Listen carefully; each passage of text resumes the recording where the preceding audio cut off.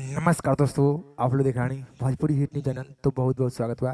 तो आप लोग के बता दी कि प्रदीप पांडे चिंटू जी के फिल्म है प्रेम गीत, जो कि प्रेम गीत फिल्म अभी सिनेमाघर में तीसरा दिन चल रहा हुआ। तो आप लोग के दूसरा दिन के कमाई इस वीडियो के माध्यम से बताया जाए मानी।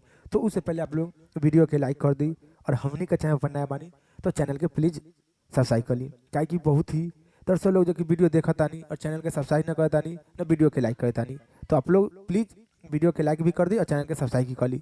तो आप लोग के बता दें कि प्रेम गीत प्रदीप पांडे चिंटू जी के फिल्म दूसरा दिन कितना कमाई कर लेबा, करीब 4 से 5 लाख रुपया कमाई कर ले बा। क्या कि एगो अनुमानित रिपोर्ट बा, मीडिया रिपोर्ट के अनुसार बा, कि फिल्म के प्रोड्यूसर या डायरेक्टर कोई भी अनाउंसमेंट न कर ले बानी। तो आप लोग के एगो अनुमानित जो कि सिनेमाघर के भीड़ के अनुसार आप लोग के बता रहा बानी कि दूसरा दिन 4 से 5 लाख रुपया कमाई कर ले बानी फिल्म प्रेम गीत प्रदीप पांडे चिंटू जी की। तो आप लोग की जानकारी के बारे में कार्य का विचार नीचे जरूर कमेंट बॉक्स में बताएं। फिलहाल में इतने, फिर से मिलेंगे अगले वीडियो में। जय हिंद, जय भोजपुरी।